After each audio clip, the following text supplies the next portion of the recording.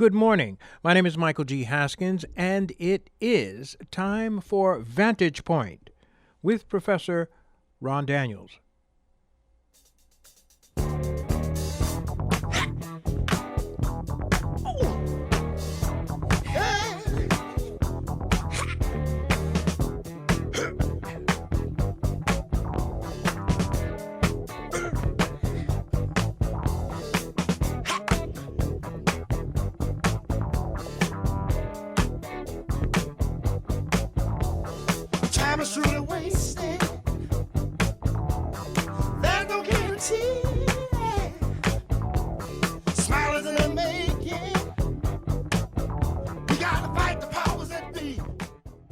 Good morning. This is the Professor, Dr. Ron Daniels, President of the Institute of the Black World 21st Century and Distinguished Lecturer at York College, City University of New York, welcoming you to this June 5th edition of Vantage Point on WBAI 99.5 FM here in New York, associated and affiliated with the Pacific Network nationwide and in collaboration with ycradio.org. That's the York College radio station.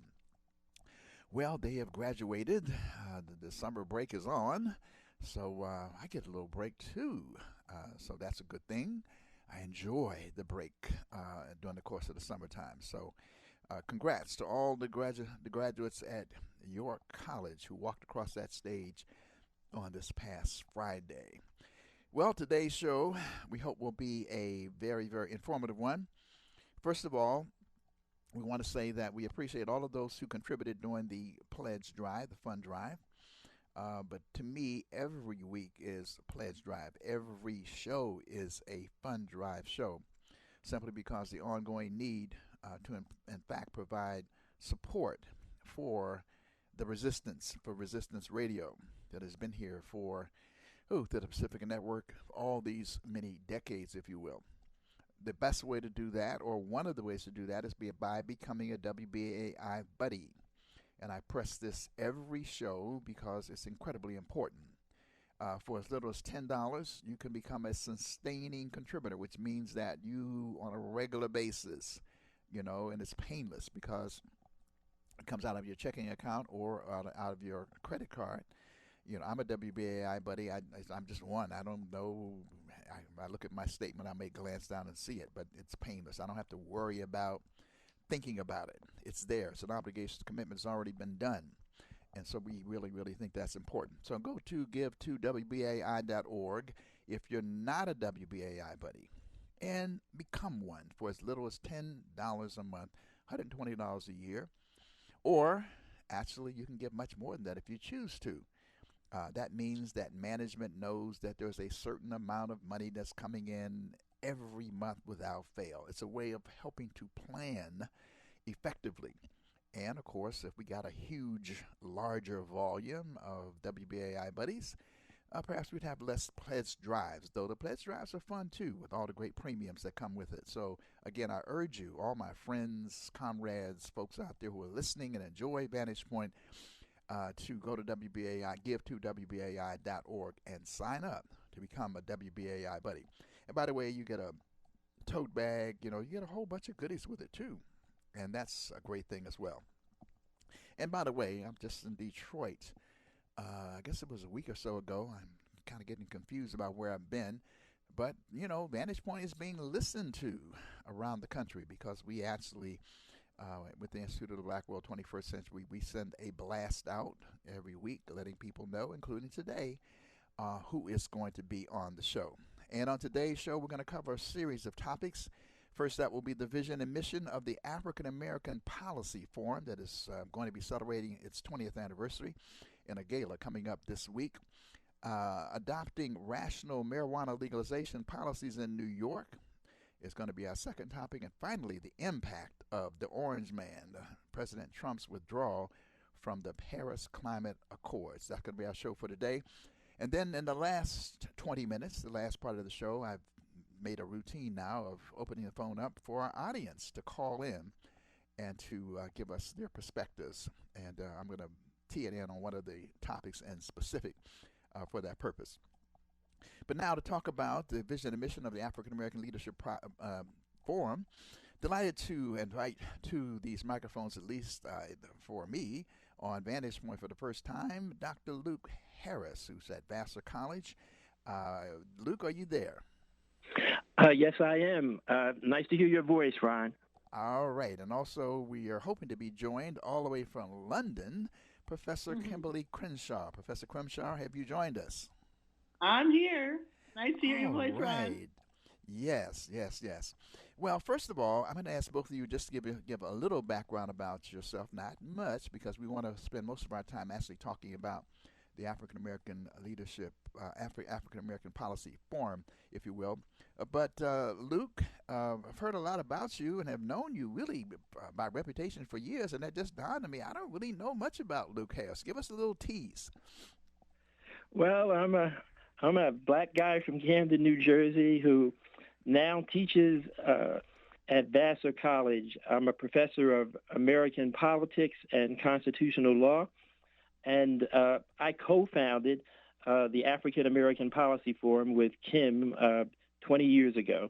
And for the past 20 years, I've been working really hard with Kim to push for a vision of racial justice that centers women and girls in the same way that in the black community we center the concerns of men and boys. Okay, and Professor Crenshaw?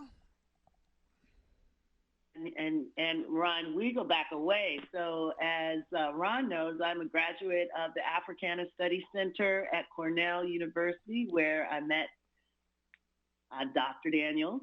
I'm from Canton, Ohio. I am now a professor of law at Columbia and UCLA Law School, and for 3 years, I'm a Centennial Professor at the London School of Economics. So I'm calling you from London. So you used to be bi-coastal, now you're tri-coastal and bilateral. I mean, goodness gracious. For a hot minute. We'll see about that. Yes, I must say I have had the privilege of having you as a student, but boy, you've done an incredible job. In fact, one of the architects also of critical race theory. So I just smile when I hear your name because I did have a chance to just be in your presence for a quick moment. Oh, come on. Between you and Dr. Turner, I mean, I actually feel like I'm just acting what you all taught us, applying it to the law, applying it to new areas. The apples don't fall far from the trees. Well, we're proud of that. Well, let's get into the discussion, and Luke, you sort of teased this out a little bit, but let us know about the African American Policy Forum, 20 years old now, but why was it formed? What drove you and Professor Crenshaw to that mission? Let's start with Professor Crenshaw on that. Well, it really goes back to when we met. I was part of the legal team defending Anita Hill, and it is interesting that we had to say defending because she herself wasn't on trial or accused of anything. But it was my firm belief that turned out to be the case, that her case was going to confound people. She was a black woman who was making a claim of sexual harassment. It was something that a lot of people had never heard of.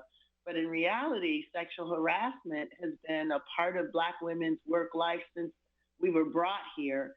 And partly as a consequence of the Black liberation movement, black women said, well, part of my liberation is being able to challenge the way that work is a site of harassment and sexual abuse. So the very first women who challenged sexual harassment, who actually made it a legal injury, were black women. But my sense was that many people didn't understand that, and as a consequence, Anita Hill was not going to be read as a black woman. And that's exactly what happened. So we put out a call to African-American men in Washington, D.C. to stand with Anita and to repudiate this effort that Clarence Thomas was making to call this a high-tech lynching. Two men showed up. Luke was one of them. And as we sat on the steps watching Clarence Thomas become the replacement for Thurgood Marshall, we knew that the rest of our lives were going to be shaped by that moment.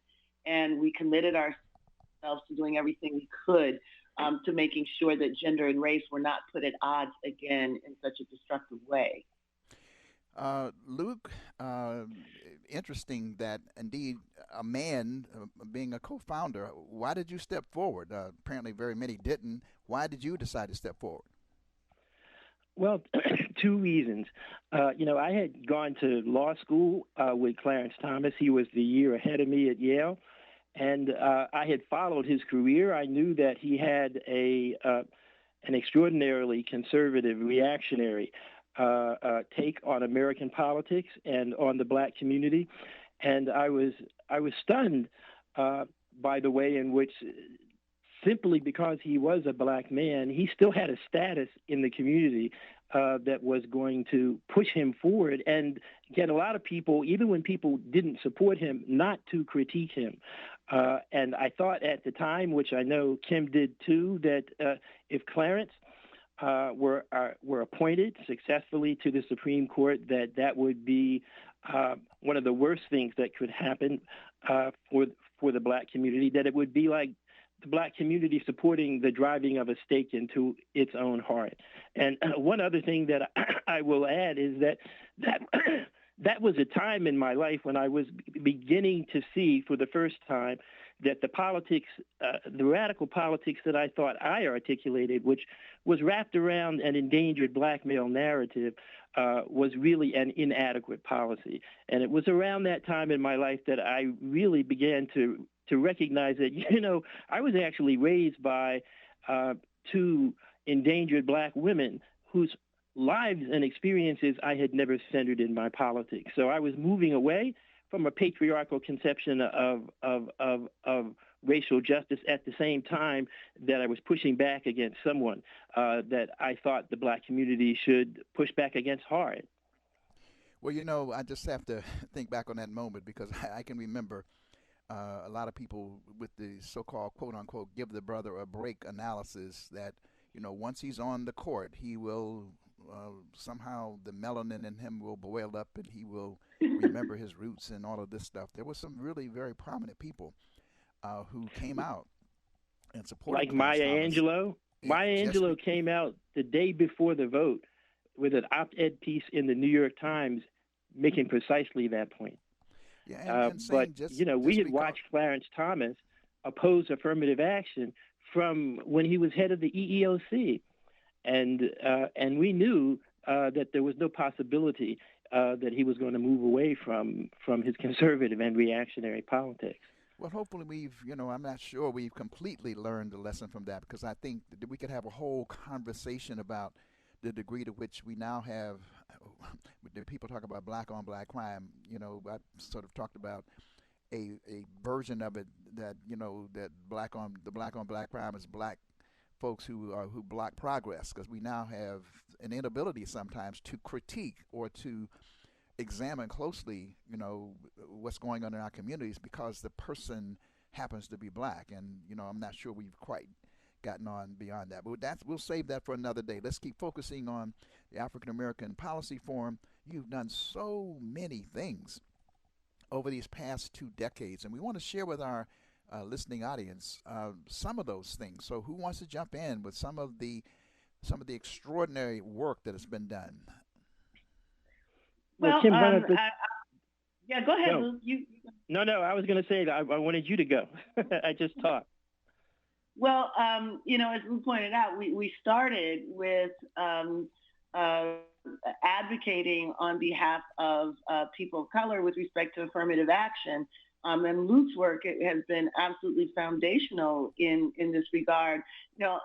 Unfortunately, even people who defend affirmative action had often used the term preferential treatment as a way of defending it. Defense. To call affirmative action race-conscious efforts to dismantle white supremacy preferential treatment is to take as a given, white supremacy. It's an argument that you're bound to lose.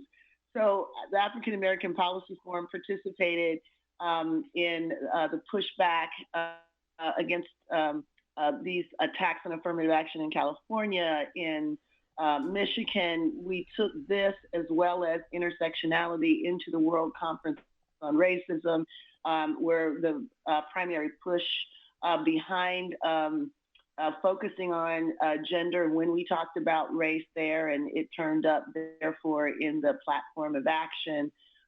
More recently, we participated in and worked with our brothers and sisters in Brazil and Colombia on rethinking the way that race is denied in those countries as well. And I'll turn it over to Luke for some of the more recent things.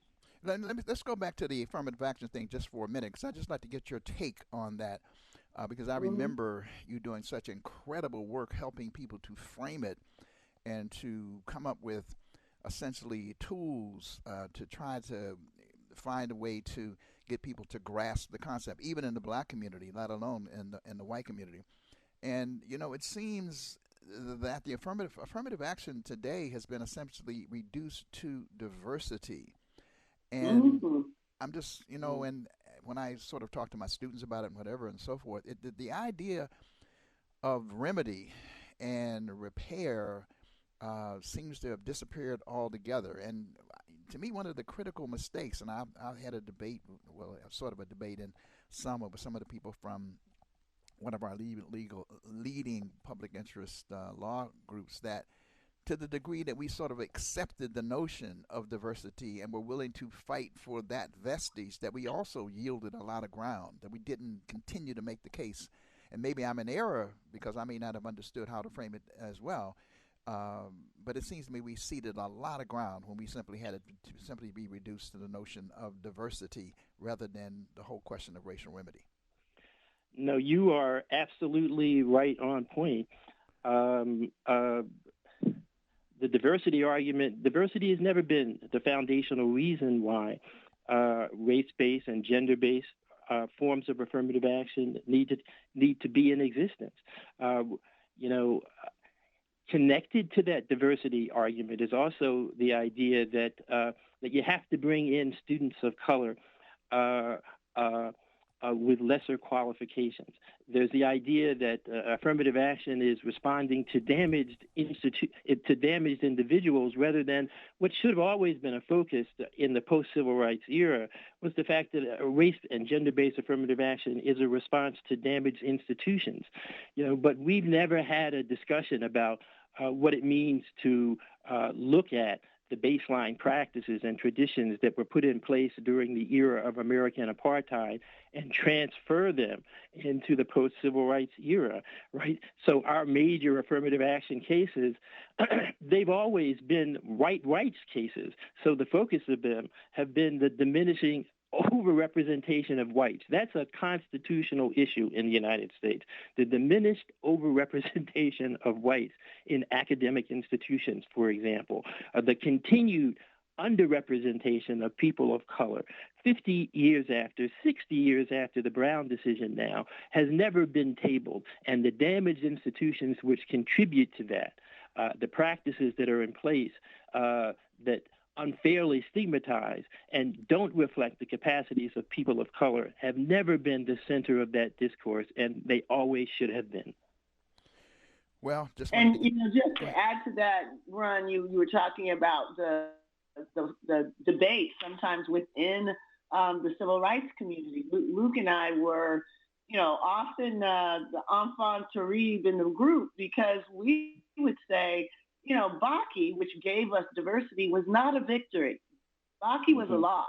It took off of the table all of the community-based reasons for affirmative action. So the idea that we want affirmative action because we want and need more support, more doctors, more lawyers, more opportunity, those were not justifications for affirmative action. It was just, does it benefit the institution itself to have more diversity?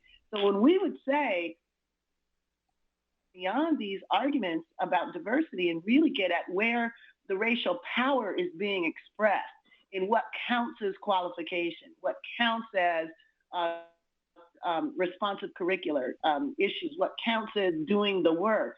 When we would say that, people were like, well, if it's not broken, why fix it? Right? And eventually, we ended up losing the bigger part of the argument because we weren't ready to be critical enough and push the boundaries.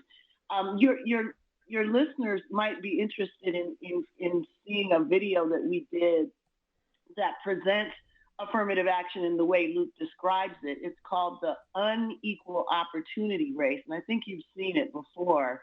But it basically shows what structural racism is.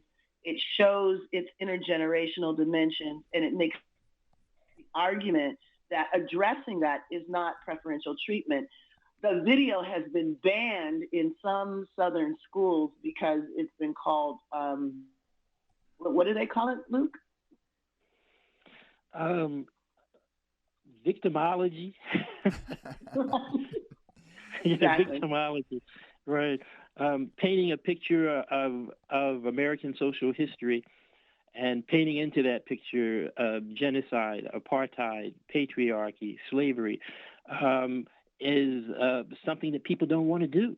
And so the pushback is to demonize just a description of American history, the description that you need to understand why these kinds of public policies are essential in a post-slavery, post-apartheid culture. Talk to us a bit more as I get beyond to ask you about the forthcoming gala, about the centerpiece of your work in relationship to the intersectionality of, or at least you described it earlier, of not seeing sort of gender and race being at odds with each other, or making sure that there's a non-patriarchal focus. And certainly this is, you've stretched this out here. There's no question about it, including me. And sometimes looking at these questions and having to take a second and third look because you were there to offer different perspectives, to offer critical assessments, and to have us think differently about these, particularly as it related to President Obama's initial rollout of his initiative for black boys, and then it became, boys of color and whatever. But, you certainly were very much engaged in having us take a different look at that. So tease that out a bit for our audience in terms of why that's so central in terms of having a movement that is united and not at odds with itself. Well, go ahead, Ken. Yeah, go ahead. No, because you wrote the first article. Well, a group of us, Ron, as you know, came together over close to 300 African-American men from all walks of life to push back against the My Brother's Keeper initiative. Not that we had any problems with initiatives that were focused on black men, but in the context of not having initiatives and not centering as well the concerns of women and girls, we found it really problematic. In our statement at the end, I think at the end we kind of summed up what was at the heart for us of a viable conception of racial justice. We said something like, if the denunciation of male privilege, sexism, and rape culture is not at the center of our quest for racial justice, then we've endorsed a position of benign neglect towards the challenges that girls and women face that undermine their well-being and the well-being of the community as a whole, right? And so, a black feminist politics is not about marginalizing black men. It's about a politics that incorporates the needs and the vulnerabilities of our entire community. And that's what we're pushing and striving for. Kim, could you want to come in here? Well, so Luke and many of the African-American men really were courageous in stepping out because, they'd experienced it before. Whenever we've had a racial justice advocacy that, in our view, embraces the idea that they're natural roles for men and women, they're completely and totally distinct. The way in which women experience racism is secondary, and that liberation can be a trickle-down affair. These ideas are some of the ideas that lead to conservative social policies. They're the ideas that led to a Clarence Thomas. Frankly, they're the ideas that led to a moment when African American families were being harmed by things like welfare reform, and African Americans weren't responding to it, in part because we were doing this, Million Man March. So we have decided that, if it means that we're going to be on the outs with a lot of our friends, we'll have to do it, because this trickle down politics never did work. It didn't work when Moynihan embraced it in the 60s, which was in effect the end of real efforts to restructure American society based on the idea that, Black people will never be equal as long as their women and their men are in gender disrepair. And that idea has followed us into the 21st century. So anyone that thinks that we're going to be able to enhance the well-being of boys, for example, without paying attention to the social economic status of their mothers, is living on another planet. And it was important for us to be able to say that. We knew that the majority of the community might not be with us, but we also thought that as long as you had people like Bill O'Reilly or Mike Bloomberg, on one hand, arresting Black people, supporting the incarceration of Black men, and on the other hand, standing behind a program that they said was, going to be in the best interest of Black people, that should itself have prompted people to ask another question. Well, wait a minute, what's missing here that allows them to support this and all these other progressives not to support it? So it's a long-term strategy, and we're proud to have been out there, and we see more people finally understanding you can't have Black community enhancement by leaving half of us behind. Right. And so now as we go to this is the 20th anniversary, big celebration coming up, and I suppose it's not easy really to sustain an effort like the African American Policy Forum, simply because funders, the winds blow this way, the winds blow that way. I mean, and so building a base of support becomes an incredible challenge. And so I would think that this gala is designed to not just be a celebration, but a way of trying to undergird the sort of the financial base of the African American Policy Forum. So talk to us about it. You have some incredible people who are going to be coming that you're going to be honoring and so forth. So give our audience a sense of what the gala is going to look like.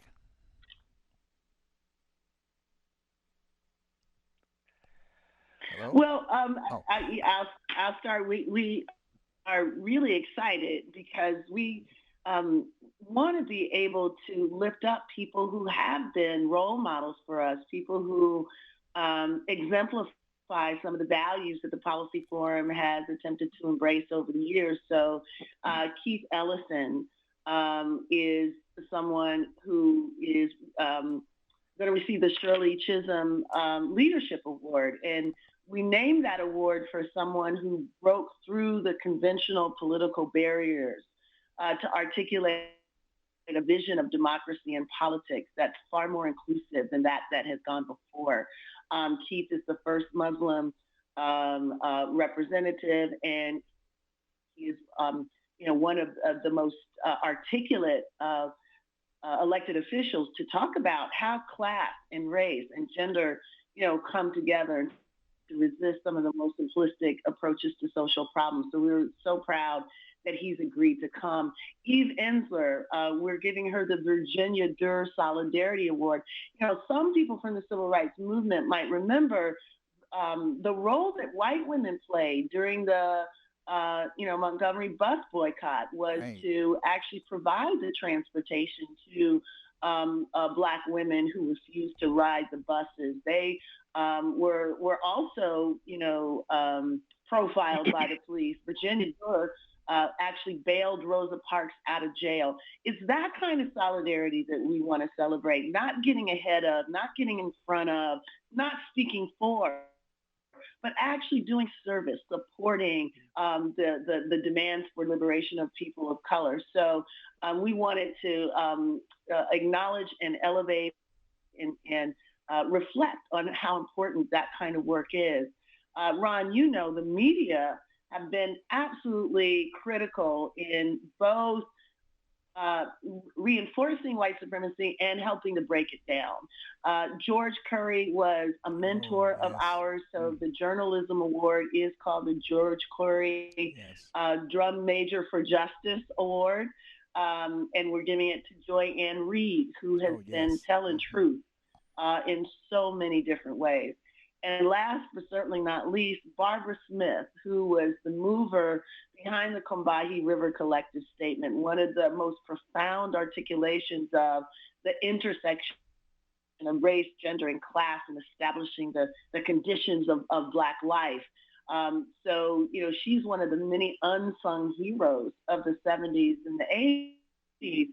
And it's just time for us to hold up the people upon whose shoulders we stand. So we're so honored to be able to tell her how important she's been to us.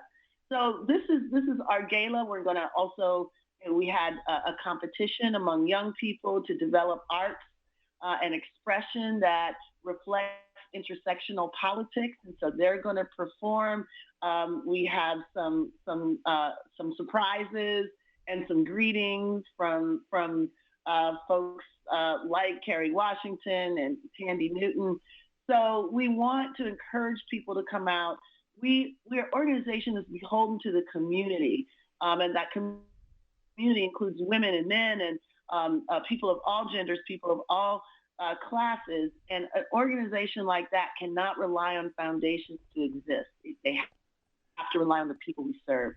So we hope they come out and celebrate with us and support us. Tell me about it. Anyway. Yes, Lord. That was great, Kim. Anyway, give us the location and the date. Actually, it's this coming Saturday, right? It's this Saturday. It's June 10th at Lerner Hall. It's on the corner of 116th Street and Broadway. That's where the entrance is. We're going to get started at 6:30 with our pre-reception, where there will be pop-up performances. There'll be a little history of the African American Policy Forum, and then the program begins at 7:30 after party, and we hope we can rock it out. It's going to start at 9:30. So we hope people come. For information, you can go to our website at www.AAPF for African American Policy Forum.org. And there are a limited number of sliding scale tickets and student tickets. So please check us out. Do the website one more time. www.AAPF for African American Policy Forum.org. Well, it's been great having you on. We'll certainly have to have you back on again to talk about many of these issues. Unfortunately, I won't be able to be there. We got a big graduation shindig family function going on at the same time. But the Institute of the Black World 21st Century has signed on as a partner and endorser. I've made personally a contribution to the effort because I support the work. And I could not, in good conscience, not support Kimberle Crenshaw, the student who has now become my teacher. So I have to do that. And so we really do hope people will go to the website and turn out. This is an incredible organization at the cutting edge, and they are growing in terms of the perspective that they offer, and it's critical as we move forward, particularly in these times, that we have support for the African American Policy Forum. So Professor Luke Harris and Professor Kimberle Crenshaw, thank you for being with us this morning on Vantage Point. Thank you, Ron. All right, okay. Well, we're going to take a break here. We're a little behind, but I didn't mind extending that a little bit because we really needed to make sure people know about the African American Policy Forum. I'm sure many of you in the WBAI audience already do. But to tease out the work that they've done, incredible organization, and a big gala coming up on this coming Saturday. They deserve the support. That's why WBAI is important. They could come on and have a full half hour to talk about what they do, expose it, and encourage you to be a part of the process. We're going to take a break, come right back, and we're going to talk about rational marijuana legalization policy in New York. We'll be right back after this break.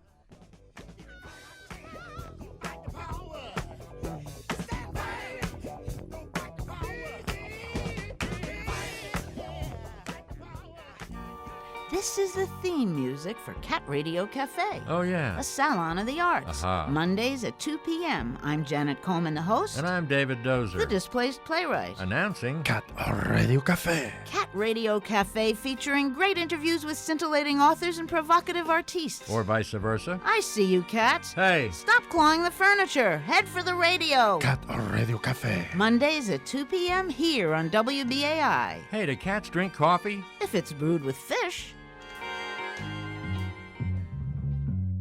My fellow Americans, this is the spirit of Richard Nixon. As you know, I was never a fan of WBAI. In fact, I had Hoover try to shut the place down, but the Constitution got in the way. But I've seen the light, actually a very hot eternal fire. And to be honest, I don't like this thug Trump any more than you do. Therefore, I urge listeners to support this station, because the devil, and make no mistake about it, is out to get it. Trust me. So do the right thing and donate now at give2wbai.org. That's give2wbai.org. And don't be surprised if you find yourself yearning for the good old days of Tricky Dick Nixon.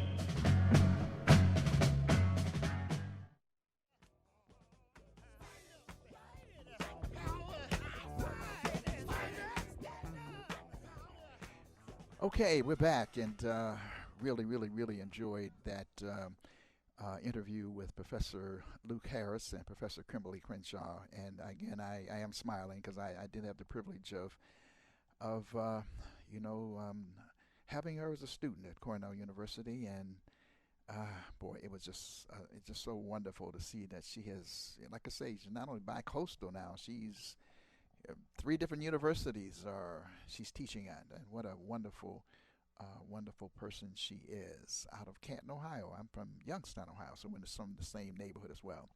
Shifting topics now, we go to the discussion of adopting rational marijuana legalization policy in New York City and the states.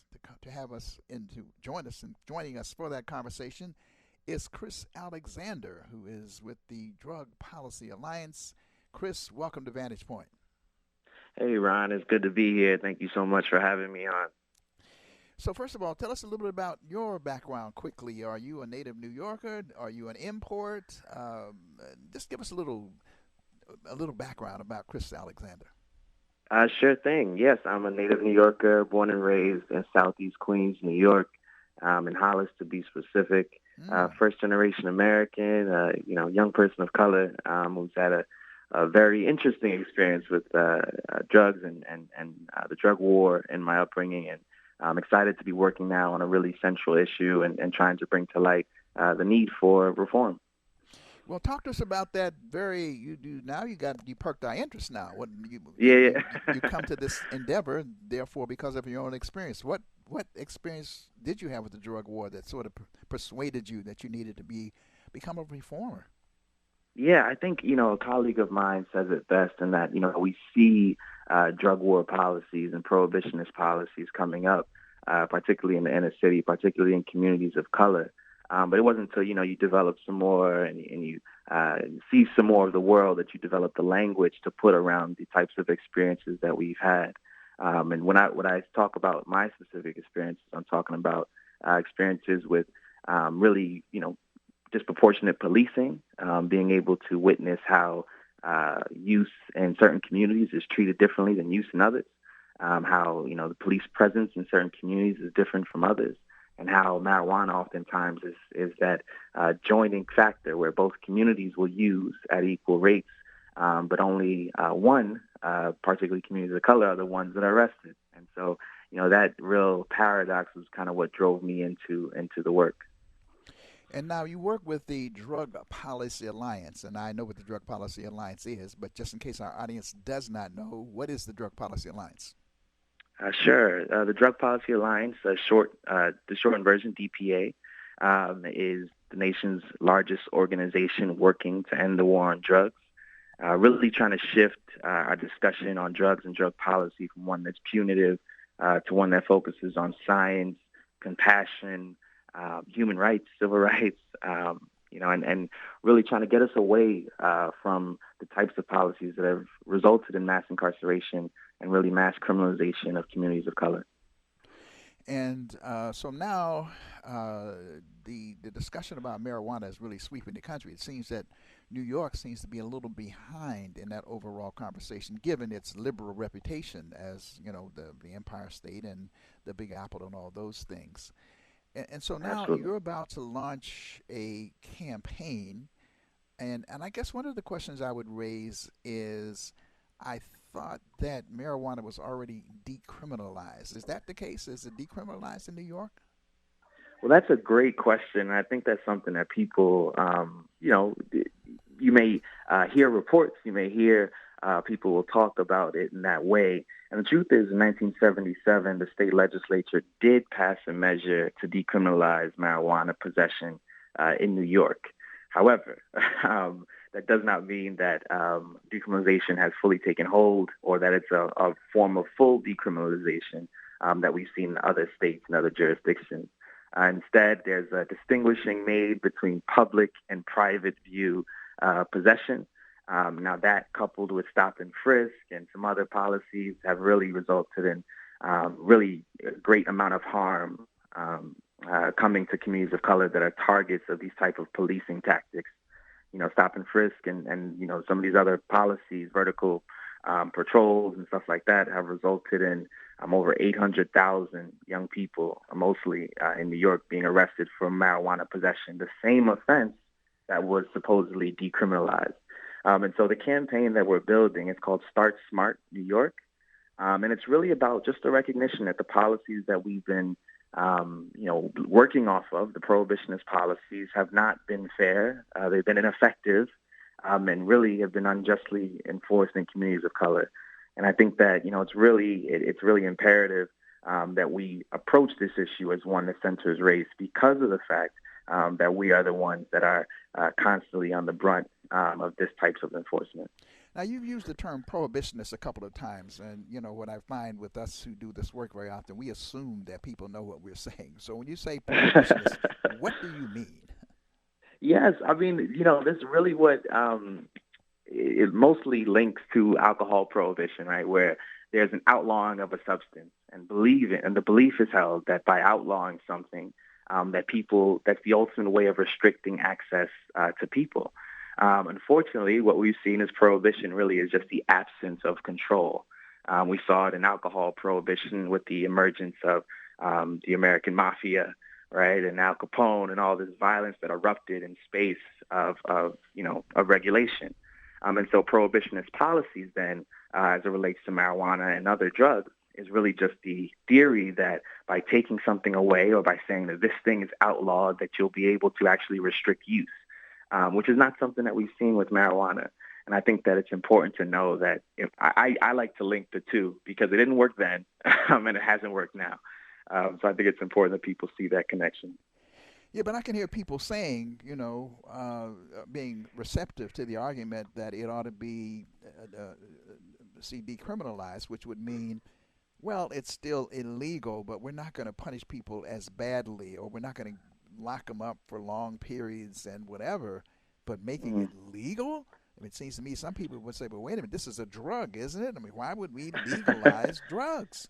Yeah. Well, there are plenty, the first response there is like, oh, there's plenty of drugs that are legal that are less medically beneficial to the body than marijuana, like alcohol and tobacco. But the real argument there is that if our goal is removing criminal penalties and criminalization from use and possession of marijuana in particular and sale, then it's imperative that we remove marijuana from the context of prohibition. And what we've seen, we have 40 cities across the country that now have some form of decriminalization, including New York. And even as we've moved, into that land of decriminalization, it looks different everywhere. But even as we moved, what's remained consistent is that even if we're able to reduce the total number of arrests by, decriminalizing, the people who are still criminalized disproportionately, overwhelmingly, are still people of color. And so it's our view now that, if we're shifting penalties here and we're reducing arrests and all these things, that's positive. But really decrim is not enough, really, to get to the goals of removing criminal penalties and removing marijuana as a way, for our communities to continue to be criminalized. And so, let's be clear, you're talking about Drug Policy Alliance and its allies. You're talking about full legalization. There would be full legalization, yeah. So let's talk about that a minute, because you're using the term "start smart." I think was the term that you talked about. What does that look like? What does that? What does this? Is it just simply, okay, we legalize it and walk away? But is there a broader strategy involved here in terms of the community coming to understand more about marijuana in terms of, again, you used the comparison to alcohol, which I think is an appropriate one, because, alcohol, some people drink, others don't drink, but certainly it's no longer prohibited. So tell me what this Smart Start is going to look like. Yeah, absolutely. And, the name of the campaign came up because we're trying to find a way to really put in action together with the fact that as we transition away from prohibition, that there needs to be actual science rooted in the policies that come forth afterwards, right? So, prohibition, there were all these studies that, that were commissioned throughout the history of prohibition that came out and said, well, marijuana probably shouldn't be a Schedule I substance, that maybe we should, look into the medical benefits, and there's evidence here and there's evidence there, and that science was often ignored. And so here we are now at the really the cusp of a new emergence of a new industry happening across the country. And I think that what's important in New York, the directive to New York, is to start smart, because we've learned from what other states have done in terms of regulations, in terms of diversity and licensing.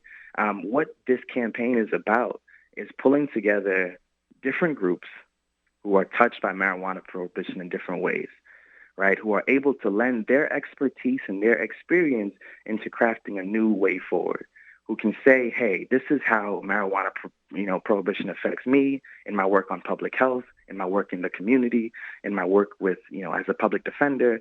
These are groups who are coming together and providing meaningful solutions as to how New York can start smart. What does that look like? That looks like the creation of a community grants reinvestment fund that redirects revenue from marijuana sales into rebuilding communities that have been harmed by the drug war. What does that look like? That looks like, active or retroactive policies that, deal with past convictions for marijuana possession, use, and sale. That looks like, understanding, employment, understanding housing policy and how marijuana is often used as a justification for denial of access to those services. And so this is really a 360 view of prohibition, and Start Smart is asking us to take the time to look at those things, those ancillary issues that are touched, and to approach them, in a way that centers people and compassion. So you're talking about people who previously were arrested now having their records expunged? Yes, well, there's no expungement in New York, but sealed or vacated or some form of resentencing. California is doing it right now as we speak. They have expungement in their state. We don't have that access. That's not. It doesn't exist in our penal law, our criminal procedure code. There's no expungement, but we do have something called vacating, which is very similar. We have sealing, which is also, restricts, employers and stuff from viewing those previous arrests. So all of these mechanisms are things that we can use to address that.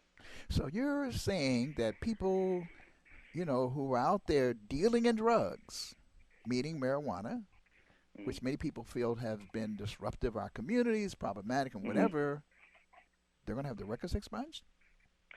Well, what we're saying now is that what we're seeing across the country is that there's 29 states with medical marijuana programs, right? There's 29 states with medical marijuana programs. There are 8 states that have passed recreational marijuana measures, right? And so this activity that people were previously and disproportionately criminalized for is now going on, and people are making millions and millions of dollars from it. That, to me, is a perfect example of an injustice. And so, yes, absolutely, people who have previously sold, people who have previously been convicted of possession should have, some measure of recourse now that the activity that they were punished for was one derived from racism and has now transitioned to something else entirely where others are benefiting from it. In fact, the state of Oregon, if I recall correctly, I haven't studied it in detail, they've actually had what they called a reparations program, right? I mean, they have actually gone back and almost apologized to everybody who was arrested under these, what retroactively we're now saying was, racist pretext and whatever. And I don't know whether they provided them with any award or not, but they certainly have been, and I don't know their full program, but I know that they've been involved in that way. So does this imply that people who were sort of selling drugs when it was illegal will now be licensed to be able to be a part of the industry now that it's going to be legal? I mean, I think that's only fair, Ron. I don't think it's fair to exclude people based off of their practice and an activity that's now legal. I think that, California has been one of such states that restricts the licensing agency's ability to deny licenses because of those past convictions. In fact, the city of Oakland has been really on the forefront in making sure that, these exact people who have been criminalized have an opportunity into licensing. And I think that's one of those lessons learned, as I was talking about, that's rooted in Start Smart. One of those lessons learned from other states is that, we have experts, right? We have experts, and they should be allowed to exercise their expertise in this industry if they so choose to. And so, New York will not allow for people who've been previously convicted to be barred from entering the industry. Now, one of the concerns that I have, and actually in many of these questions I'm asking you simply to draw it out, because the Black World 21st Century are certainly going to be partnering with the Drug Policy Alliance. We played a leading role in getting the passage of Initiative 71 in Washington, D.C. that legalized marijuana. And really from a racial justice perspective, social justice perspective, at one level, whether one is apprehensive about whether one should or should not smoke weed is sort of beside the point. We're being punished for it. We are being targeted disproportionately. Yes. And by the way, what that still means, in the absence of other kinds of reforms, is a mere arrest becomes a barrier to employment, a barrier to whole bunches of other things. That you become, as Michelle Alexander talks about it, it is a caste system where now you're blocked in so many different ways from having access. And as long as it's stigmatized, and people are drug testing, and there's some notion that if you smoked weed, you're an impaired person and all of this kind of stuff, it's really damaging our community, in very, very serious ways. But, I must confess, this is a discussion that we're going to have in the community. I want to talk to you about that a bit. What is going to be your approach in terms of getting people on board? Because I would anticipate some people say decrim, I'm with that. Legalization, not so sure. So how are we going? What is the approach to sort of engage community people to have the conversation, to have a shift in paradigm, if you will? The first thing that we're going to have to tackle is stigma, right? And stigma is developed over generations of being told that this thing is bad, right? And because above all else, I know from my mother, and she told me to stay away from marijuana, not necessarily because of the dangerousness of the plant. No, that science wasn't necessarily, in her possession. Instead, what she knew was that marijuana equaled criminalization. And I think that it's important, particularly, with talking to our community about this issue, is that we need to separate the two a bit, right? And recognizing that, yes, criminalization is what we should stay away from. And because something is criminalized or because something is illegal, it can be dangerous to us because of the consequences of that illegality of it. But recognizing that there was intent in crafting these policies, right? There was intent in making sure that we felt this way about this thing. And what that means is that we have to tackle the root of prohibition, and we have to make clear historically the context under which prohibition was developed. And I firmly believe that once we present that to the community and they have that history and that information that I think oftentimes has been hidden from us, I think people will come around. They see decriminalization, stop arresting people. but they tie the two. They tie the plant together with the policy. And I think that it's important. We'll provide science, and, we have groups, public health groups that are supporting this effort that'll be able to put out, information and education around the plant and its impact on the brain and on use and all that stuff. And I think that's important. But I think also just making sure that there's a tying historically of the intent of these policies with how they've been enforced. One of the things, too, and this is just an aside that one notes, is the difference in response to the opiate crisis, which is now being highlighted largely in white communities, both rich and poor, but many poor, around the country. The difference in the sort of local, state and national responses to that versus how the crisis in the black community has been treated. It seems like there's a totally different response. I mean, many of us are pushing for a public health frame around the whole entire question of drug use, addiction, and abuse, whereas in the white community it seems to be treatment, counseling, education. I mean, jail is not the first criminalization, does not seem to be the first option. Yes. Yeah, and that transition, it's happening in front of our eyes, and over the last 3 years, many people have been able to call it out and see it playing out. And I don't think, frankly, I don't think that marijuana, the movement from prohibition to regulation, is much different. Use rates are the same across populations. People use and sell at equal rates. But when they talk about, who is criminalized, that's that distinction. Well, I really do hope we can make some. We can have the highest rates. That's clear. Yeah. I hope we can dent that, because one of the other things is, and I must admit, doing this work from the vantage point of IBW, I actually have learned a lot, because we engaged around the war on drugs. We wanted to see it end because we knew it was a war on us, but we really didn't. Yes.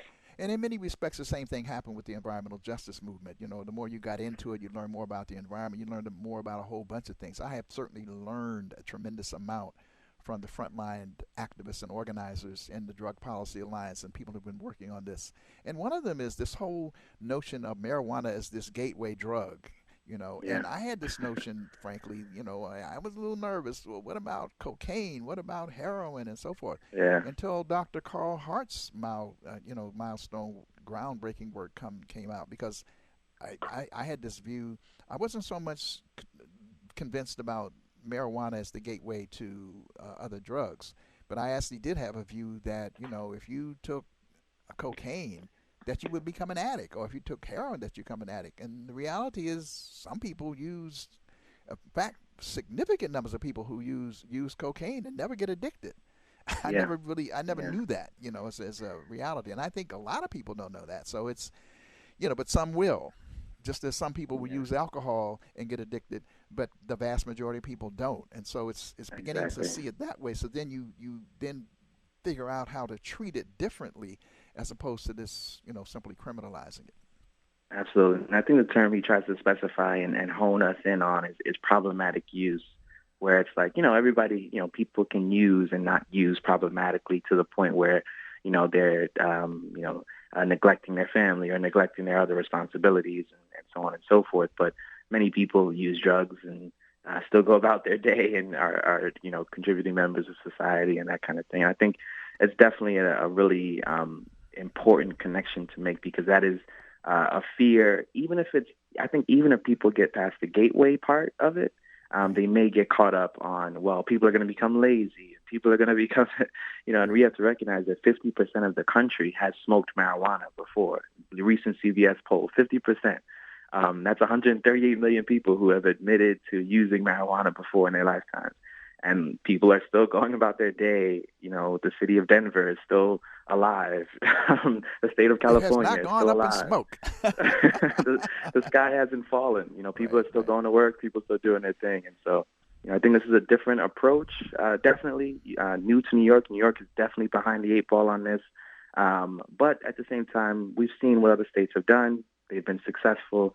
There's no reason why we can't also choose a different path forward.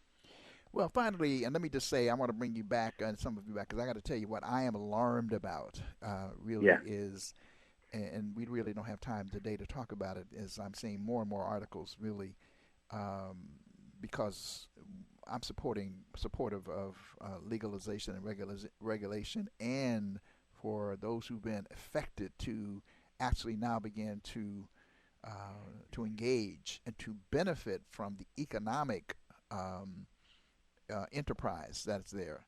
But what I see is something just the opposite, that those who, all kind of folks, moving in big time, and at the end of the day, we may achieve a victory in which the decriminalization takes place, or the expungement of records and all those things happen. But our community is damaged. It's been economically underdeveloped, and this is an opportunity for us really to engage. And so I'm glad that the repair and all that's a part of the what's being put forth in terms of Start Smart. But I am worried that not enough attention is being paid. Well, people are paying attention to it. It's just that we have so many crises that it's hard for us to get ahead of the game in terms of, saying look, no, we're not going to, it's almost like we need a set aside here. It's almost like we said, look, a piece of this a bigger piece has to be devoted to those affected communities. Finally, how do people become a part? How do people support? Yeah. Well, I think that's definitely a really important point. I think that's crucial, particularly in how we develop the campaign and get messaging out to people about this new opportunity. Once we get it, people need to be ready to roll, and so we'll be on that. The other part, in terms of people getting involved, we have a website up. It's smart-ny.com. That's smart-ny.com. Feel free to go on. If you have a story about an encounter with law enforcement and marijuana, feel free to share that. If you have just a personal story related to marijuana, if you're interested in getting into the business, feel free to share your story on the website, sign the petition, and join the fight. And, you drop your email there. We'll keep you updated on events and actions that are coming up. And that's smart.ny.org. Yep, smart-ny.com. .ny.org. Okay, and has the campaign been officially launched, or is there an official launch date in the offing? Yes, on June 12th, we'll be in Albany, New York, to have a press conference with the sponsors of the piece of legislation that will legalize marijuana in New York. And so that'll be our launch coming June 12th in Albany, New York. If you're interested, again, go to the website, smart-ny.com, and you'll get some more information there. All right. Look, Chris Alexander, great to have you on the show. Look forward to having you back again sometime here on Vantage Point. All right. Thanks for having me. All right. Well, that's our second chunk of information. I'm actually going to devote our 20-minute segment to asking people what they think about Start Smart, the difference between decrim and legalization, just to test our audience out in terms of what their feelings are about it. We're running just a little bit behind schedule, but we do have to take a break here and come back. And we're going to be talking to Peggy Sheppard, and we're going to be talking about, climate change, global warming, and Trump's pulling out of the Paris Climate Accords. We'll be right back after this break.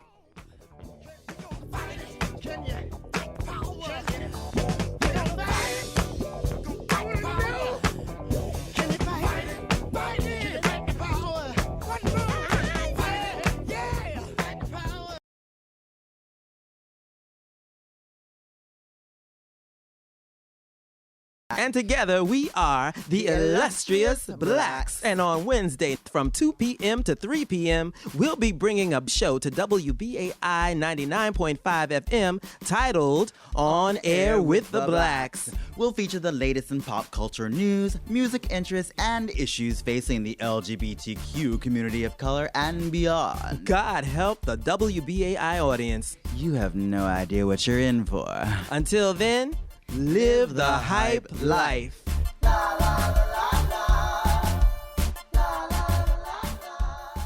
This is Brenna Keeley from Make Music New York, inviting WBAI listeners to participate in the 11th annual Make Music New York celebration on Wednesday, June 21st.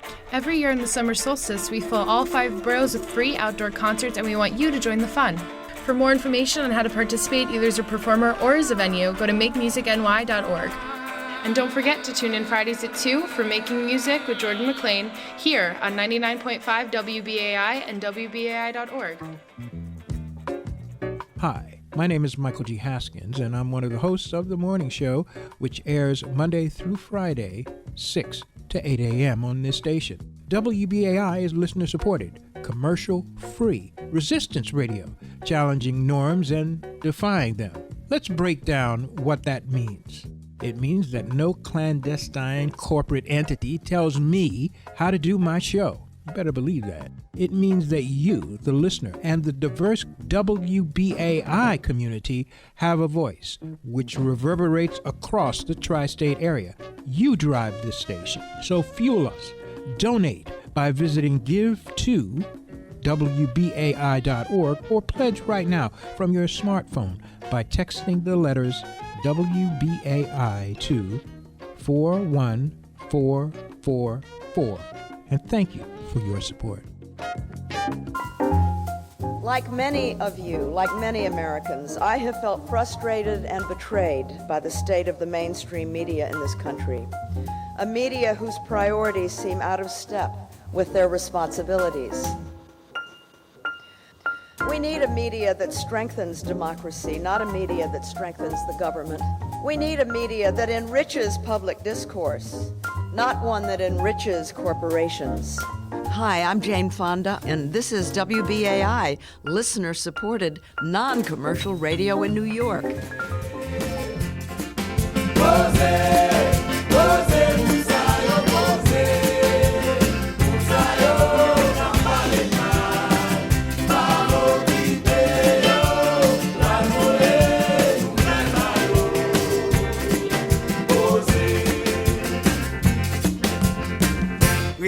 Se pi go remèd ki gen pou fort, non, non, non. Ou ka pa tombe sou pa encore, ouais, ouais. Mwen pi fòm fou ton calme, fon report ou d'accord. Apre kal sa ti kon bat fort. Ou ka mande bon Dieu nan mort. Mwen meto chita pose. Moun yo we yo pale. Yo pa we yo pale.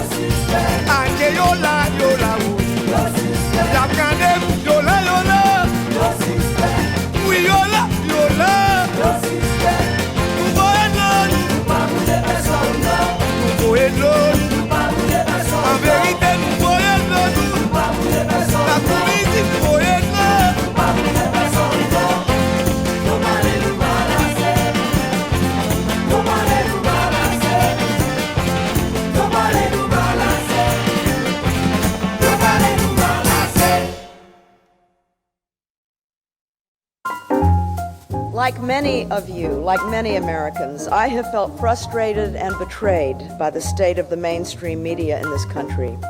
A media whose priorities seem out of step with their responsibilities.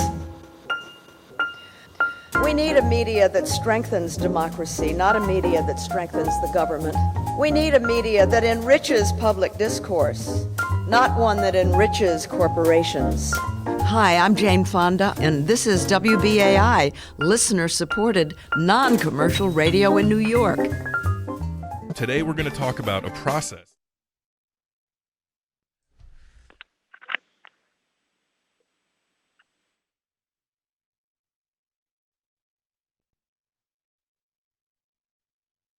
And welcome back to Vantage Point with Professor Ron Daniels here on listener-supported, commercial-free community radio WBAI. Ron Daniels, happy to have you back with us in our normal program schedule. And we, as you said in the beginning of the program, thank our listeners so very much for contributing, for becoming BAI buddies, for supporting this commercial-free, listener-sponsored community radio station.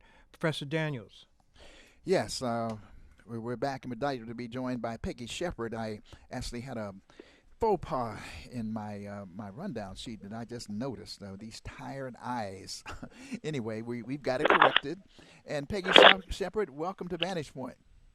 Thank you. Good morning. Yes, actually, I was sitting here. I was like, what's going on here? And then I put the wrong, no fault of yours, I put the wrong number in for you. And it's somebody who's often on the show, but he must have said, ooh, why? I didn't know I was supposed to be on with Ron Daniels today. Anyway, we've got you.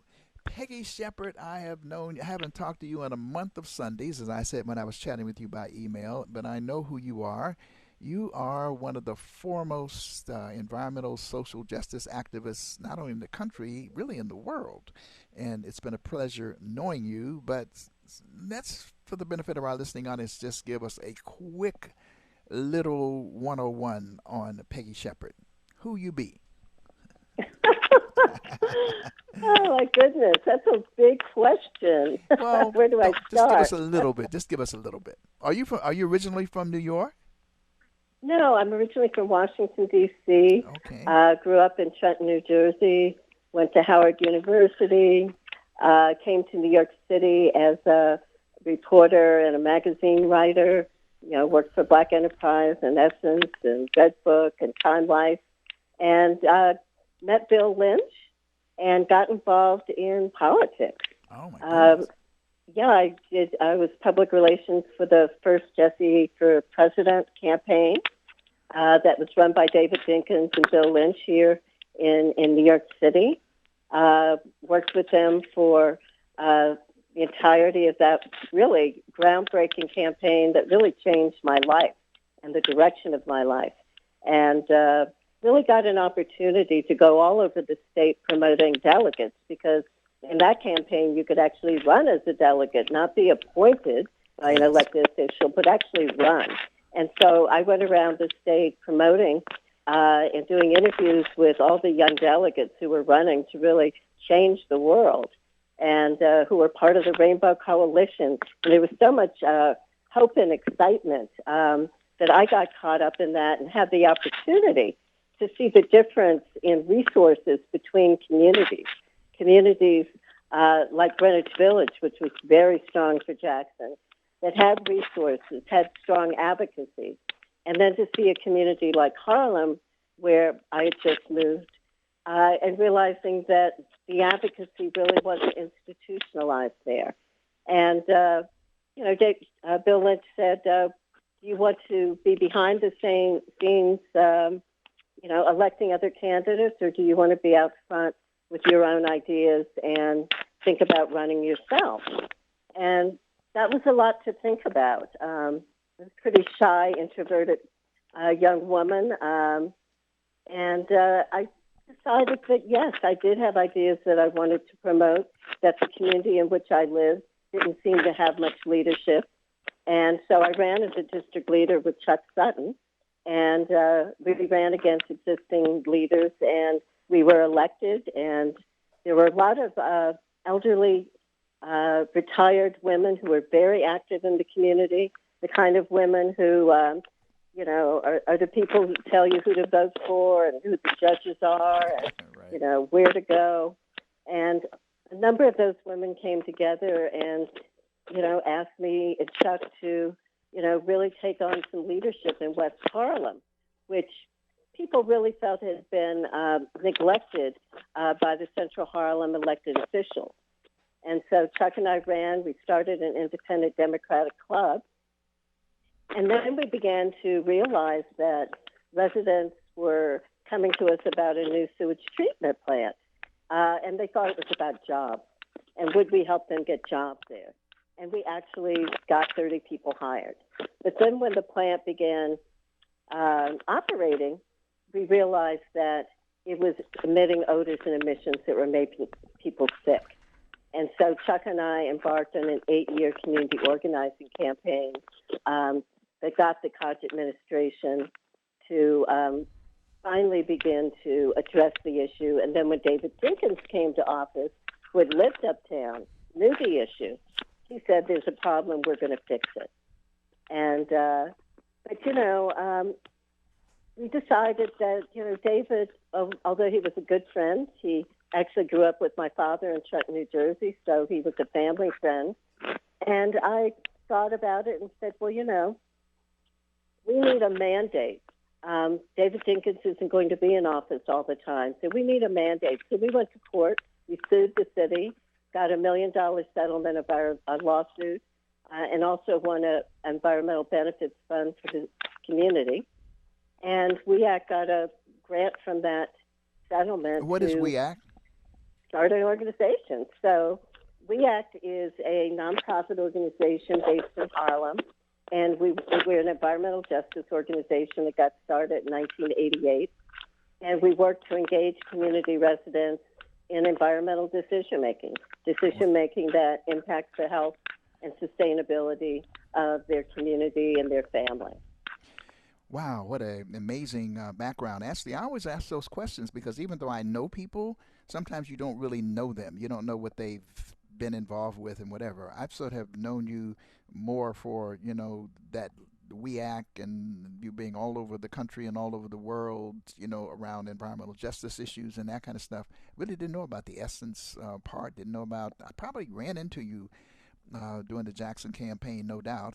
Sir Bernice Miller was one of the people who worked with you for many, many years. And, of course, I was executive director of the Rainbow Coalition. So our paths probably crossed in that regard. But what a rich history and background, and what an incredibly effective organization WEAC has been over these many years. I wanted you to come on in light of what just happened in Paris. But I also wanted to not take it for granted, and because there's so much discussion about, in fact, there's an article in the New York Times today about a professor teaching somewhere and his students challenging him on, climate change and global warming and whatever. So I wanted to spend just a minute on terminology because there's, and help me here, climate change and global warming, are they the same? Are they different? Help us understand those terms. Well, climate change and global warming are terms that are used certainly for the lay audience, to talk about the impact of human activity on our climate. And the climate is warming. So, that's where the global warming part comes in. And our climate is changing because of global warming. And, the science is clear that human-caused climate change is really propelling an increase in severe weather events, such as heat waves that we have every summer, coastal flooding, and other kinds of severe weather events like, heavy rainfall for 2 or 3 days, like a few years ago when the subway system in New York City went down because of that heavy rain and flooding. When we have those heavy precipitation and the severe drought that, we see in California and other parts of southeastern U.S., there's really a close link between climate change and the increase in the forms of extreme weather. So we can predict more extreme weather events because of climate change. Now, you might ask, is every extreme weather event caused by climate change? When you have hurricanes and tornadoes, there's research still going on, but not conclusive of the connection between hurricanes and tornadoes and human-caused climate change. But the reason that scientists can make the claims with certainty about that climate change is human-caused is because of something called attribution science. And attribution science means that scientists can use advanced computing models to simulate weather over and over again and therefore really determine the contribution of climate change to an extreme weather event versus maybe another factor like El Nino. So we really are able to evaluate weather events after those events have occurred. And that's where the science is right now. After that event has occurred, scientists can do the modeling to better understand what the cause might have been. Attribution science, that's helpful because, you look at the world today and you know that the Finger Lakes region, for example, once was there were glaciers who receded and so forth, and so the things change, or you hear a report that today the weather is 99 degrees, but in 1901 it was, and so you're in your head just saying, well, wait a minute, if that was true, how do we know? And what you're saying is that there's a way in which scientists, looking at this whole question of the contribution of pollutants and various other things to the warming of the climate, the warming of to global warming and climate change, can attribute what to what, so we know the difference between the two. And I think that's extremely helpful, to share, with our listening audience. Peggy, there's a little noise in the background. I don't know what it is that we keep hearing, so I don't know if there's a way you can correct that. That would be helpful to us. But if not, we'll proceed.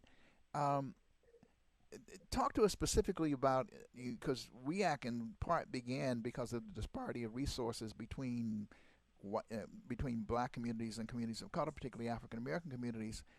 Talk to us about the impact of global warming, particularly on communities of color in this state, but around the world, as you're looking at what the research that you're doing and the evidence that you see mounting.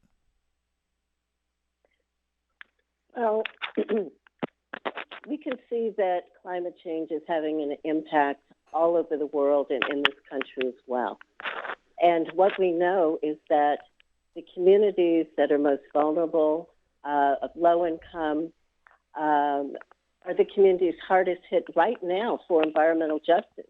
So if we look at the communities that have the heaviest pollution, that have the siting of numerous toxic waste sites and other kinds of polluting sites, those are certain communities. They're low income and communities of color, and they are quite vulnerable. And it is those same communities that will be the hardest hit and have been the hardest hit by climate change. If we look at New Orleans, almost 10 years later, the community is still not back to where it was. There's been so much civil disruption there that in many respects it's a different city, despite its historical legacy. And we look at folks up in Alaska, natives who have to retreat from their ocean front because of rising sea levels, which also impacts their ability to fish and eat, because they are subsistence fisher people. And once they have to retreat from the ocean, clearly their lifestyle changes significantly. We see that in island states around the world as well, which is why there's so many nations that are furious with the United States for pulling out of the Paris Agreement. And there's so many nations that feel that our contribution to climate change needs to be reduced drastically, and that we need to take accountability.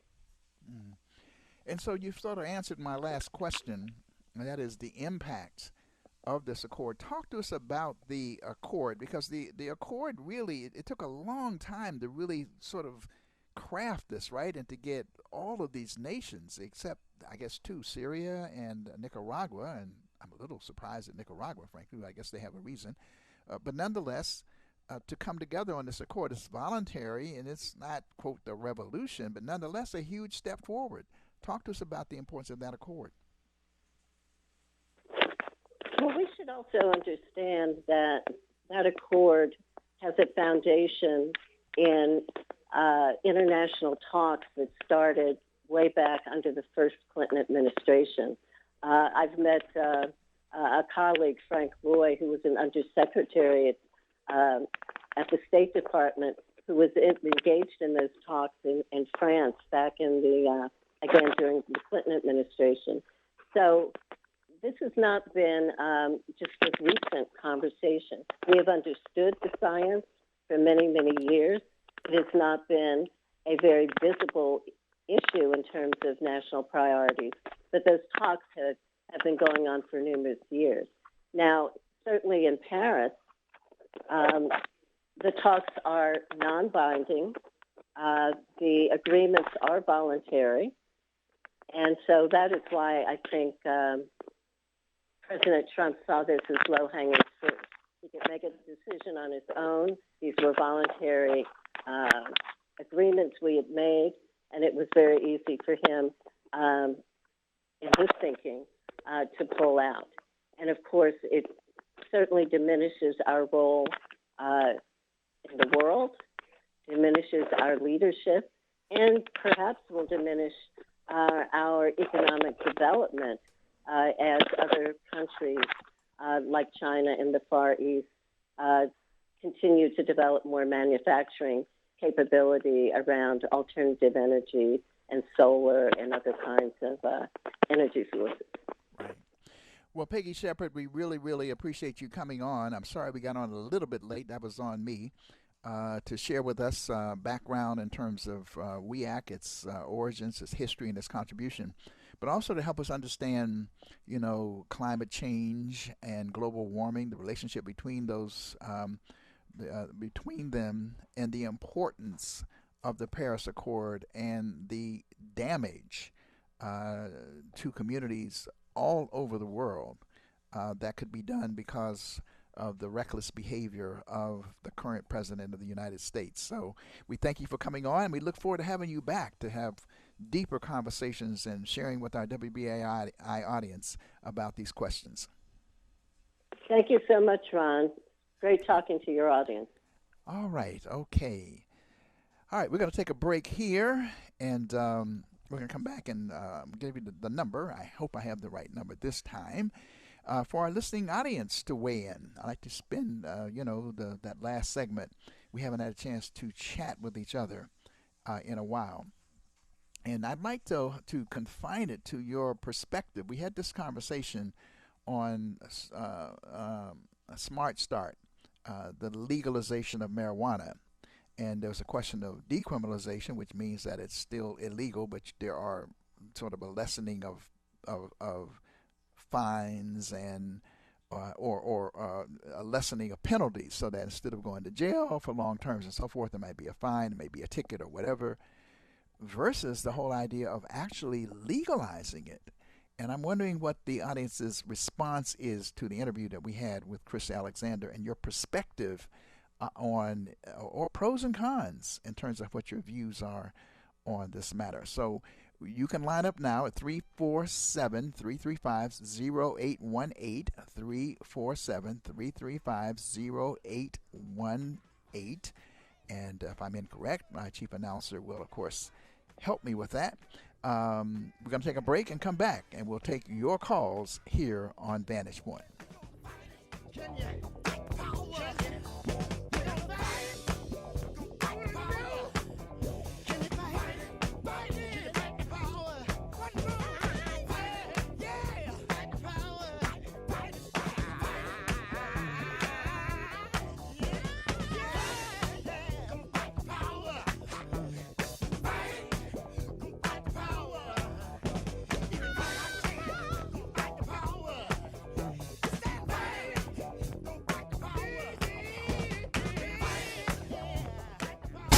You're listening to WBAI 99.5 FM Pacifica Radio and online at WBAI.org.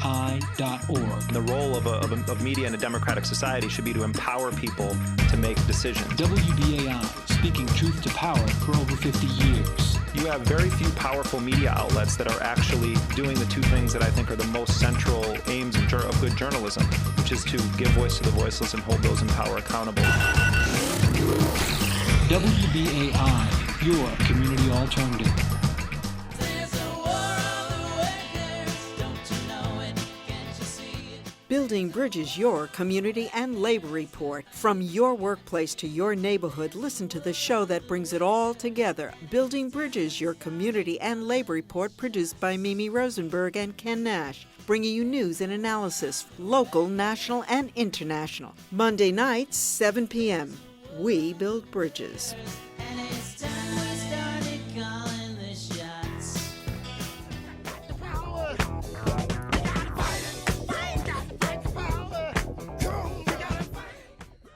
Okay, we're back, and this is the final segment of Vantage Point. We want to get our listening audience involved, and I particularly want to just focus. One of these days, I'm just going to throw it open, and we'll just chat for a couple of hours. But right now, we have 20 minutes or thereabout to discuss this issue of Smart Start being advanced by the Drug Policy Alliance. What I sort of topic as a rational. Adopting a rational marijuana legalization policies for New York, but some people may see it as irrational or may have problems with it, or others may support it. What is your view? 347-335-0818 will get you into the conversation. If you call and the line is busy, just hold on and we'll make sure you get in eventually. But as of right now, the line is open at 347-335-0818. And in order for you to discuss this specific topic, we had a good conversation on a number of topics, but I really want to just zero in on this one because it is to some degree controversial. But medical marijuana is sweeping the country. Legalization is in fact sweeping the country, but some people are apprehensive about it and they have issues about the wisdom of moving down this particular path. And so the phone is open to hear various perspectives, various opinions on this question. The Drug Policy Alliance is going to be vigorously educating and creating fora and various other things to try to get people to understand it. It is not just a program that is for legalization per se. It's talking about doing, because an industry will be created. People will be able to actually sell marijuana legally, as it is done in Colorado and as is done in liquor stores. As before, alcohol was prohibited back in the days of Al Capone and all of the era prohibition. But no, now it's legal. You buy alcohol in state stores and various other places. In Ohio, I guess they have special stores, but you can buy alcohol in various places, get a license and whatnot. And it would be that way here in New York, only there would be a tax, and the tax in part would go to affected communities for reinvestment, so that it's not like the proposition in Ohio. Ohio just said legalize it and without regard to that. So again, you can join the conversation at 347-335-0818, 347-335-0818 if you want to comment on this particular measure, which again, for our audience, I would think is broad acceptability. But on the other hand, we have all kinds of voices here. And I like that. I like to get different perspectives, different opinions. When we talked about Rikers Island, for example, there were some people who were not that. They wanted to reform Rikers Island, to not shut it down, to find a way to improve it. Others, many people said, no, let's shut it down. But it was not unanimous by any stretch of the imagination. So I don't think that's bad. I think it's good for us to discuss these issues too, to tease them out and have a sense of where people stand. So again, 347-335-0818 if you'd like to discuss this issue. And again, we did have a full half an hour to talk about it, the background of it. And it's interesting that New York seems to be lagging behind many of the other cities. You would have thought that New York, with its reputation for being this liberal bastion, would have been at the forefront of this, and yet it's not. And it's kind of interesting as to why that is also the case. But nonetheless, on June 12th, that's a week from tomorrow, in Albany, a group of health providers and activists and organizers will be officially launching the campaign with a bill that will be introduced in the New York State Legislature, which will, if passed, lead to the legalization of marijuana in the state of New York. So once again, 347-335-0818 if you would choose to call. Let's see, do we have somebody on the line? Good morning, you're on Vantage Point. Good morning, hello? Good morning, you're on the air. Yeah, you can hear me? How you doing, yes, I can, Professor Daniels? Doing fine. Hello? Yeah, basically, as far as the legalization of marijuana, I don't have a problem with it. I think it would be a good industry.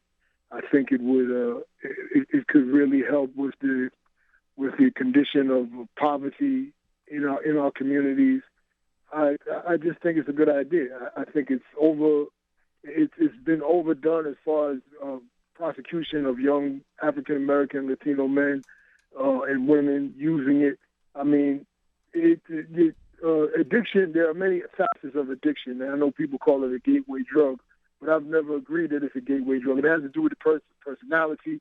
It has to do with the person's background, their upbringing. Things of that nature tend to lead to addiction. Addiction is more of a psychological problem than it is an actual substance problem. Because as you said yourself, I've also known people who use cocaine and never became addicted.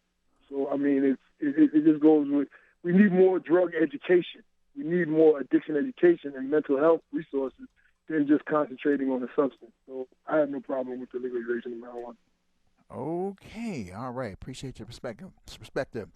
Others can call at 347-335-0818.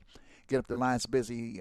Stay on the line. Or call back, because we'll eventually, get you in. So again, 347-335-0818 is important to have access to us here on Vantage Point. So please give us a call at 347-335-0818. Good morning. You're on Vantage Point. Hey, how's it going? Good. Basically my perspective on the legalization. I think time is due. We tried for years what we gain as a civilization, that society here in the United States, and all we have is a record number of lockups. So I think we need to, point the finger the other way and try something new. And not only that, I'm speaking on my behalf. I've been smoking marijuana since I was 14. I have a bachelor's in accounting. I succeeded, and I think we need more of a, how they say it takes a village to raise a child. I just think we need to concentrate and focus on getting the parents, maintaining the parents together. That should be the focus of the government, and that's just my perspective on it. Okay, all right. Again, the study showed, I think, that Chris Alexander mentioned, I forget, he said millions, I forget the number, but it's millions and millions of people who have smoked marijuana, and and people are smoking it today and doing quite well. In fact, one of the things that I don't like about the NFL, is every now and then some players banned for substance abuse. You say, what is the substance? Smoking marijuana. Well, that's an outdated policy. How is it that you can not be banned for drinking alcohol, but can be banned for smoking marijuana? And it's really having a devastating impact on some of these players' career, because they smoke marijuana on a regular basis. Now, again, the question becomes, if it's the behavior it begins to affect your working ability to work and all those things. That could happen in any kind of drug, for that matter. And alcohol certainly is one of them. We have alcoholics, or people who don't function well under alcohol, but the vast majority of people are not in that area. But we criminalize it, but it's being criminalized primarily in black and brown communities. Black and brown communities bearing the brunt. The issue is, if it is legalized, will in fact these same communities be able to benefit? Will there be, as our first caller suggested, substantial economic development to help pull our communities out of some of the disastrous levels of underdevelopment and unemployment that we now face? 347-335-0818. Let's see, do we have another caller? Good morning. You're on Vantage Point. Yes, good morning. I have a slightly different view about the subject. I'm for decriminalizing marijuana, but I don't want it to become a big business as liquor has in the past. I think there's already an infrastructure for the distribution of marijuana that a lot of people derive a good income from. And if that were to be taken away, it would leave people, regular people, and poor people, in a bad way. They would be losing income, and I don't think there would be any improvement in the community by people losing jobs. So tease that out a little bit. You said there's already an existing structure. What do you mean by that? Well, currently there's a pretty big black market in marijuana and retail sales, retail and wholesale sales, and it's producing, I think, billions of dollars that go directly to people and don't go to corporations. And I think, especially in communities of color, they represent a fairly big chunk of the income that comes into those communities. So you would want a policy that ensures that existing network of those who, some of whom have gone to jail, but some of whom have not gone to jail but are out there now, have an opportunity to continue in that trade, only instead of being the black market, I use that term, but now it would be a legitimate infrastructure. You would see that being sanctioned, in other words. Yes, that's correct. For instance, they just legalized marijuana, or decriminalized it rather, in Vermont, and there is no retail sales that are being established. As a matter of fact, they're allowed to grow up to 6 plants, and that's it. So you can either grow it yourself or continue to buy it from the people who've been buying it for generations. But in that instance, that latter instance, if you buy it from the persons that you've been buying it for generations and you get caught, you're still then fined, right? You're still then criminalized. Well, that's the point of decriminalizing it, is so that it wouldn't become a criminal act that you can be arrested for. Right, it would you'd just be fined, in other words, for no fine. It wouldn't be an illegal act, because I don't think that the state needs to get involved in this act. And as I say, it's been going along perfectly well for generations without the involvement of the state. And I don't believe that it would improve anything except perhaps fatten the state's coffers. And we know what happens to a lot of that money. It doesn't go to the communities that it should be going to. Whereas in this case, it goes directly into the communities that are affected now. Interesting perspective, because the going notion is to legalize, regulate, and tax, and then redistribute the tax. But you're saying, stay out of it. Let the existing system decriminalize. Let the existing system go. And certain Washington D.C., you can grow. I think it's up to 5 plants. I forget what the situation is. You can grow and whatever. So they have not legalized in Washington D.C., and so there are no businesses that have been established. So interesting perspective. That's why I like to have these conversations. Appreciate your view. Okay, my pleasure. 347-335-0818, 347-335-018. A different perspective. I would have liked to have asked Chris about that. How would that work? Whether or not that system would achieve all of the kind of things that we'd like to see achieved, through this notion of not just decriminalization, but regulation. And maybe what works in Vermont may not work quite as well in urban areas. I don't know. It's an interesting perspective, but that's why we have these conversations, so we can debate and discuss, and hopefully that perspective will be a part of the conversation, so we come up with the best possible way of minimizing, in fact, eradicating the damage that the war on drugs has done on us, because the war on drugs has been a war on us, mostly black and brown people. Hasn't affected really what has gone on in the white community. They have not been targeted, and maybe that's the argument here, that in Vermont, they would maybe, I don't know, it'd be interesting to see how many people were being arrested actually in Vermont anyway, and whatnot. Anyway, let's go back to our listening audience. Good morning. You're on Vantage Point. Yes, Ron Daniels. Yes. Okay, your voice is very low. I don't know if you can hear me. I can hear you. Great. You had one of your callers say we need to be re-educated about it. Well, I'd say we really need to be re-educated about it. And you talk about human beings. You're talking about people who gets really out of kilter with their own emotions. Even if you do just let it go run rampant, there's going to have to be some kind of monitoring going on. Let's be realistic about it. And anytime there's a monitoring going on, there's going to have to be regulations. And so somebody's going to have to get paid. And so you're going to have, you're going to have this here oversight of the whole scenario. And, just to, when I was younger, I used to smoke and I used to say, oh, man, if they just leave everybody alone, everything will be hunky-dory, so forth and so on. And the fact of the matter is the gateway situation is more than just psychological.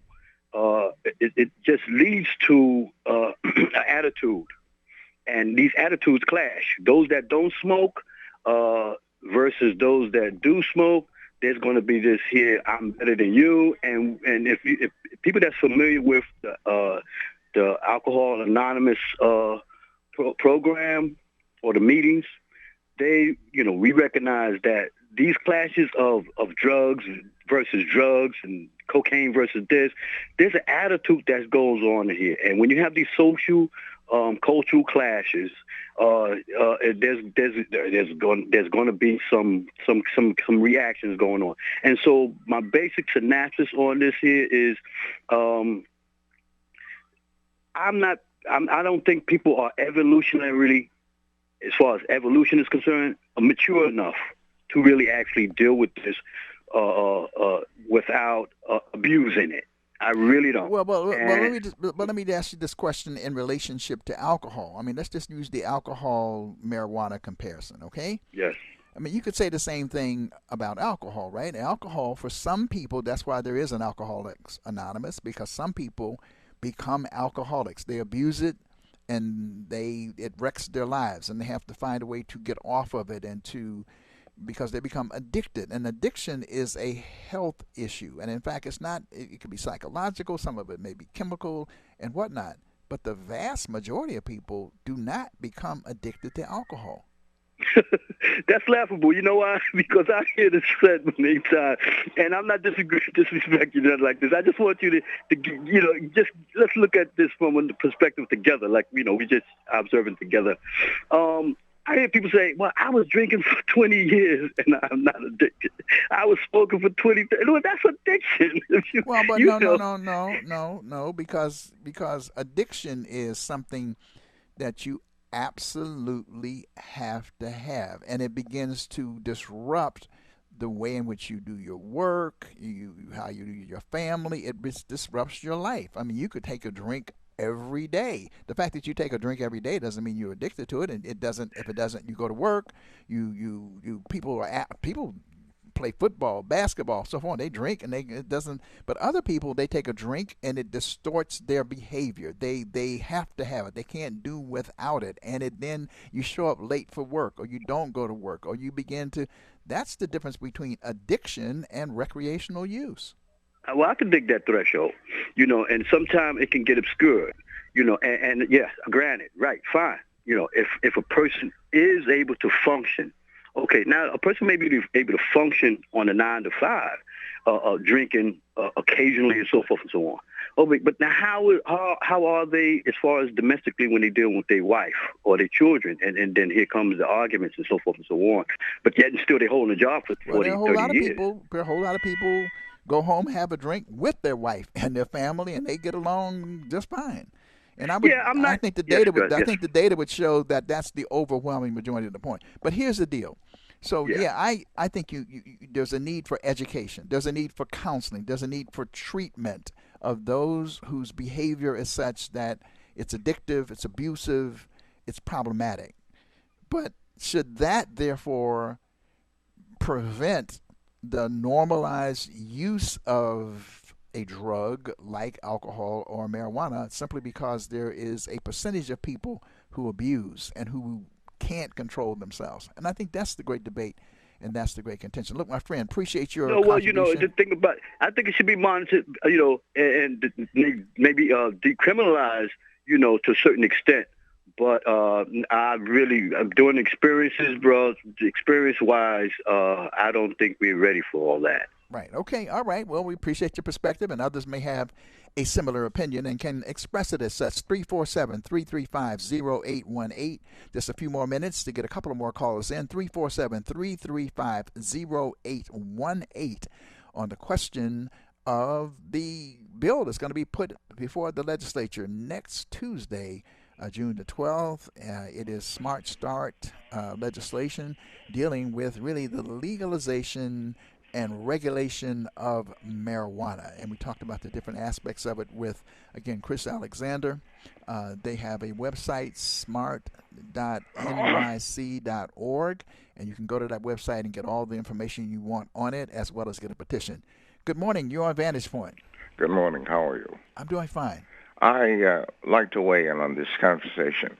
First of all, yes, alcohol is legal, but as a chemist, I'm a chemist, and I can tell you that no amount of alcohol is good.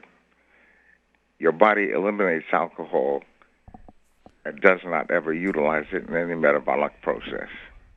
The other thing is, if marijuana is so legalized... But let's go back to, let's stick with your first point. No amount of alcohol may be good, but the fact of the matter is that people do use it and still function by using it without abusing and so forth and so on. And given the fact that people are going to use it, should we criminalize it? Should they be put in jail because of it? Or should it be done as it is now? It's legal. No, I think what you need to understand is that the value of alcohol, it causes more problems in the world than a little. But secondly, if you legalize marijuana, who's going to be selling the marijuana cigarettes? The big cigarette companies. We're not going to benefit as a people from smoking marijuana. And the point is, the last of that, I'd like to say, the lungs were made for one purpose and one purpose alone, to extract oxygen and to give back carbon dioxide and water. No other reason. And if you look at the alveoli, the cells in your, your little tubes, basically little sacs in your lungs, they have little alveoli that beat and push foreign matter out of the lungs. No amount of smoking is good for that. So I think what you need to do is, people want to smoke, that's their business. But the point is, it's not good. And second of all, but let's just stick with what you just said. If people want to smoke, it's not good. So people do smoke cigarettes, for example, but we don't put them in jail because they smoke cigarettes. We tell them what the damage is. We know that cigarettes are harmful. We know that. We know that cigarettes are harmful. I don't care that it's legal. But lastly, I'd like to say, the smell of marijuana is irritating. I don't like it. I don't like normal smoke from cigarettes. I don't like exhaust. And the point is, it becomes a moneymaker for the state. They're collecting taxes, you're spending money, but it is no benefit from the community as a whole, and it doesn't do anything for your pocket. That's all I'd like to say. All right. Thank you much. Really appreciate your perspective.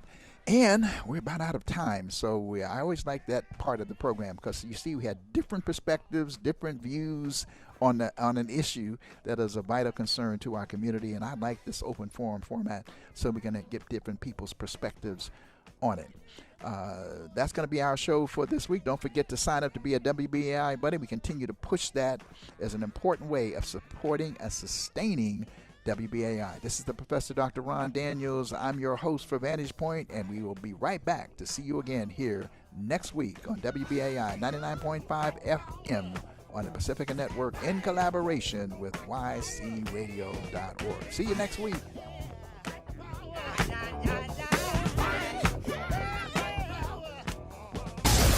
You're listening to WBAI 99.5 FM Pacifica Radio and online at WBAI.org. The role of media in a democratic society should be to empower people to make decisions. WBAI, speaking truth to power for over 50 years. You have very few powerful media outlets that are actually doing the two things that I think are the most central aims of good journalism, which is to give voice to the voiceless and hold those in power accountable. WBAI, your community alternative. Frankly, if we don't change this system as a species, we're not going to be here. Christopher Hedges. Tune into the WBAI Evening News at 6 p.m. for Notes from the Left Forum, a conference which looked at questions of power, strategy, and tactics as the resistance to Donald Trump and his associates who have seized power is growing. Dr. Jill Stein. In the same way you can say kindly and gently to a friend who is trapped in an abusive personal relationship, that we got a problem here with the Democratic Party. Tune in at 6 p.m. on the WBAI Evening News. Here's Code Pink's Medea Benjamin. It sometimes gets very hard working in the left because it feels sometimes like a circular firing squad. And we are constantly backbiting each other. We are constantly saying that somebody is not politically correct enough or doesn't do this enough or whatever it is. You know what we need in our movement? We need a lot more kindness. We need a lot more gentleness. That's Notes from the Left Forum this week on the WBAI Evening News at 6 p.m. Tune in. Thanks to you. Thank you for thinking of me. And I thank you. And I thank you. Let us say thank you to all you people out there. I want to thank each and every one of you for coming by. And while he's thanking those folks, let me take this opportunity to thank all of you, our listeners and support staff, our contributors, our interns, the volunteers, producers, and the entire crew that works countless hours to bring WBAI into your lives.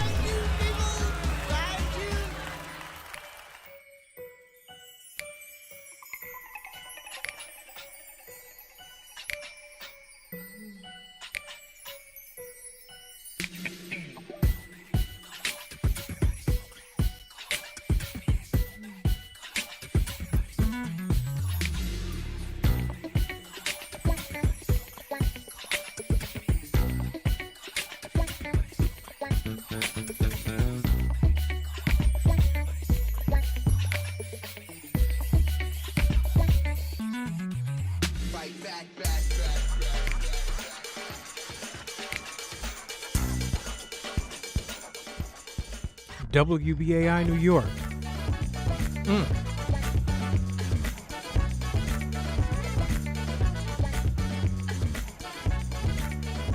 Soul Science Lab live in concert. Free admission. The Boys and Girls High School, 1700 Fulton Street in Brooklyn. Doors open at 6 p.m. Show starts at 6:30 p.m. When is this? Let's see. It is tomorrow, Tuesday, the 6th of June. Doors open at 6 p.m. Boys and Girls High School. That's about as much as I can get right now. Soul Science Lab. Sounding good to me. I celebrate the race and all the glorious pics in the face to all the fakes and phonies. It ain't yours, you want to change the story and make sure the shorties never know me. In this case, we play judge and jury. Defendant found guilty, truth will set us off. It's 12 noon. Coming up next, The Gary Null Show. It's The Gary Null Show. And now, your host, Gary Null. Hi, everyone. I'm Gary Null. Today, we're going to learn about herbs and spices on vegetables that can increase their